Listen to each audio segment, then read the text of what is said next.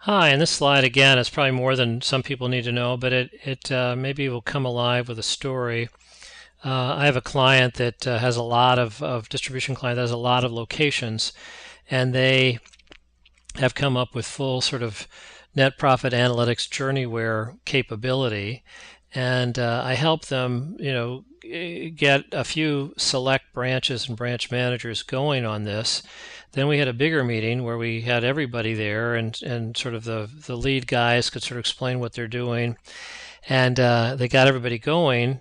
Uh, to sort of blend two stories together, um, another client basically gave iPads to all their salespeople because they can now check, the supplier math for, I mean, the net profit math for every single one of their customers.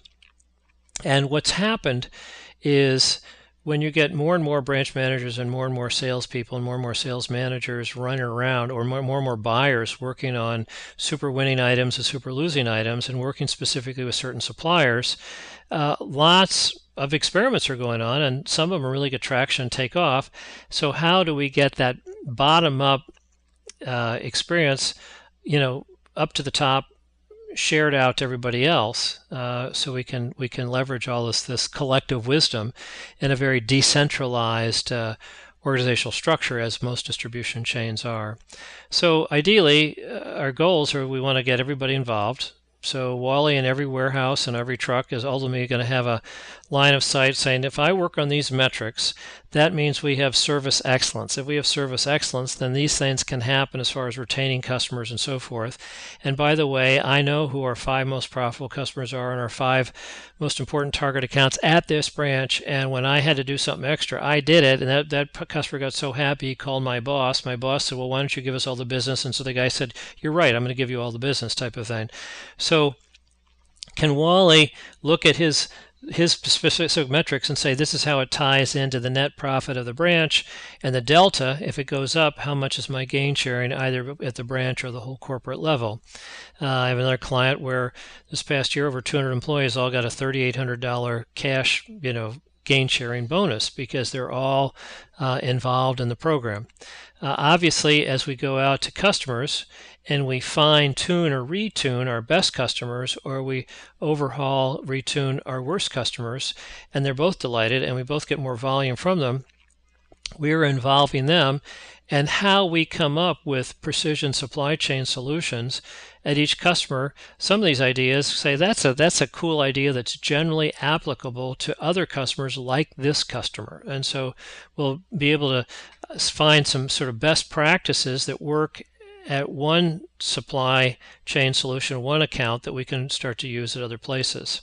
Uh, Involving customer in new ways. Certainly, when we have a lose-lose account and we turn them into win-win, we're looking at it a much bigger new way than if we go out to a most profitable customer and tune an already excellent interbusiness process relationship that's going on between the two of us.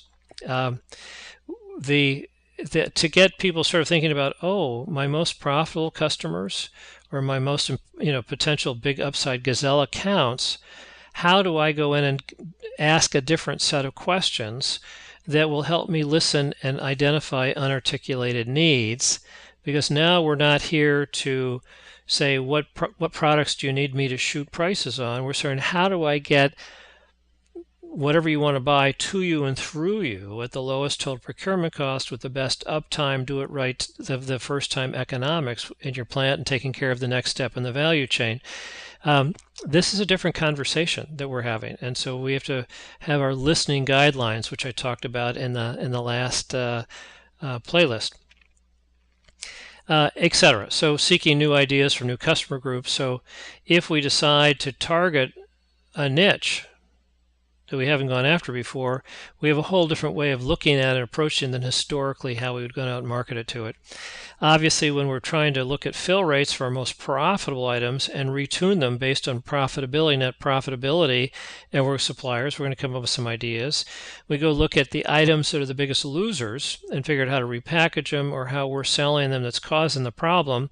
Again, we may come up with some ideas working with our suppliers. And of course, all these things generate a lot of ideas that go into the pipeline, so we can sort of start to benchmark how all these steps are going and how our pipeline is working. But it's a once in a career opportunity to switch from one paradigm.